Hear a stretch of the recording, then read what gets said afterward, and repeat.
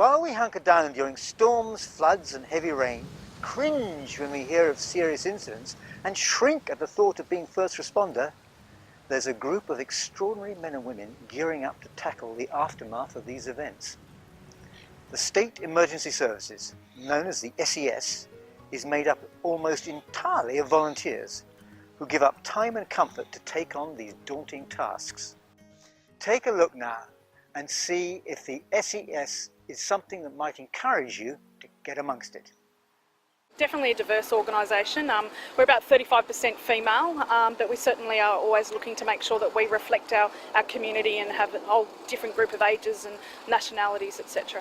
There's obviously a lot of training involved, and there's a variety of different areas that our volunteers will get involved with. So obviously traditionally we look after the storm work, storms and floods, so there is a lot of storm damage courses and flood rescue, flood boats, but we also do a lot of things that are less physical, such as community engagement, media, incident management teams and administration. So not everyone has to go out there and get on a flood boat or get on a roof, so there's a variety of things that our volunteers do. Sometimes we can find there's some gaps in areas that we require. One of those gaps is sometimes we struggle to find volunteers that are available during business hours. Right. Yeah. So a lot of our volunteers obviously work, so most of our training and meetings occur outside hours on evenings. But recently I've actually put a new initiative in place to fill that gap, and I've started what's called a day unit. So I've got a cluster of units on the Sydney side, that's the eastern side of Sydney, and basically what we do is we actually meet and train during business hours, normally on a Wednesday morning.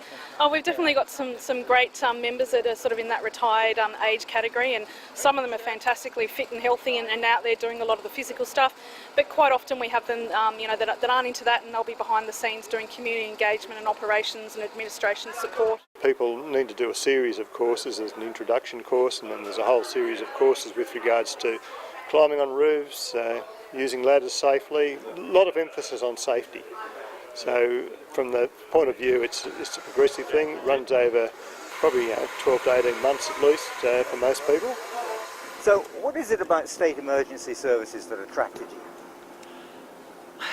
you? Just the thought, the camaraderie with other members, the fact that we can contribute something A to the community and B to the members as well, that they've because our primary role basic for us too is that we do the catering, feed the troops whenever they need to or wherever they go to from in there. So how did you manage to drag your wife in?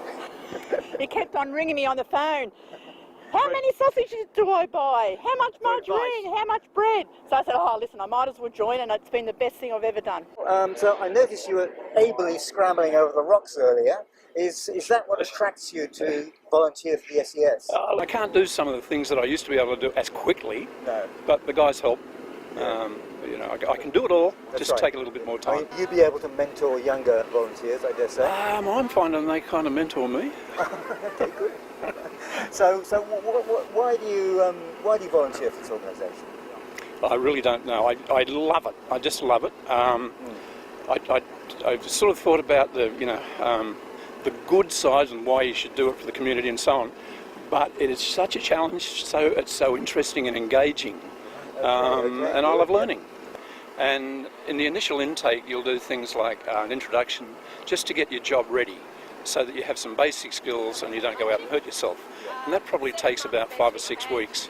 Then you'll learn radio, communications, and then they'll bring you up to speed in things like getting on roofs and so on. But you don't have to do that stuff. Right, okay. If you want to go inside and do things like the operations, that's the radios and telephones and those sort of things, all of those jobs are available. So we actually have a flexible approach to volunteering, and there's no minimum requirements. Oh, good. Basically, if you're contributing in some way, then you can still become a member. So obviously we do need people to have some basic skills depending on what role they're going to undertake, but we don't have a minimum requirement. But certainly, if you're going to be out in the field and doing getting on roofs, there are requirements that you'll need to undertake. Look, I think one of the things is we are a registered training organisation, so a lot of our training is nationally accredited. So people do actually get a lot of skills through our training that they can actually utilise in the workplace. We do have award schemes as well, so you can get long service awards and commissioners' commendations, and occasionally we do have promotional things where corporate organisations may have benefits or rewards for volunteers. As you know, the role of an SES volunteer is to save people's lives. Now, in order to do this, they have to practice and train during the day and night. They need to get to know the latest equipment and the latest safety protocols. If you'd like to be part of this effort, then get in touch with the SES.